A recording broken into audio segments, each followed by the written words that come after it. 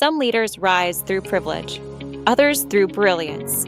But Nelson Mandela rose through suffering, through the crushing weight of injustice, through the silence of prison walls, through the loneliness of a man fighting for millions. Mandela's story is not simply political. It is deeply human, a journey of anger transformed into wisdom, fear transformed into courage, and pain transformed into forgiveness. Born in 1918 in a small village in the Eastern Cape, Mandela grew up surrounded by tradition, storytelling, and the values of leadership passed down by elders. But outside his village lay a world ruled by apartheid, a brutal system designed to break the spirit of Black South Africans. Mandela refused to bow to it. As a young lawyer, Mandela witnessed injustice firsthand, with families torn apart, land taken, and lives destroyed, leading him to join the African National Congress, not because he sought power, but because he could not bear silence. His activism grew bold, strategic, unstoppable. He was no longer just Nelson, he was becoming a symbol. When peaceful protests were violently suppressed, Mandela helped form Umkhonto we Sizwe, the spear of the nation, choosing resistance over submission and sabotage over surrender. The government labeled him a terrorist. His people called him their hope. In 1962, Mandela was captured and sentenced to life imprisonment, but prison refined him rather than destroying him.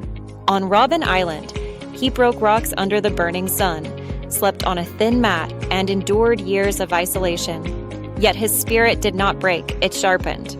On Robben Island, he endured years of isolation, yet his spirit sharpened, learning patience and compassion. Mandela entered prison defiant. He emerged wise. He learned the power of understanding one's enemy, realizing that liberation was not only about freeing a people, but about freeing a nation from hatred itself.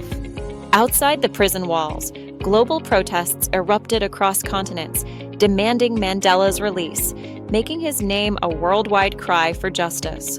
Artists, activists, and ordinary people joined in, and even from a tiny cell, he became one of the most influential voices on Earth.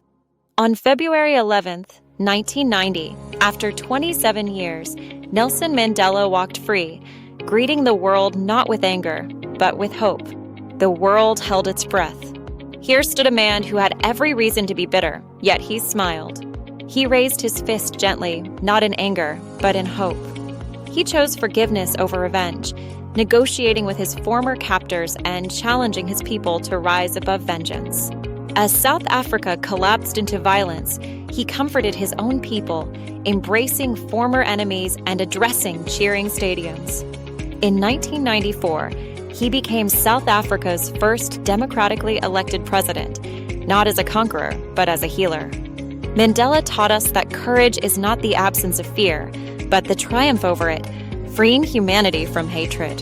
He changed the world not with anger, but with empathy, not with punishment, but with reconciliation. His legacy lives wherever people choose reconciliation over revenge and hope over despair.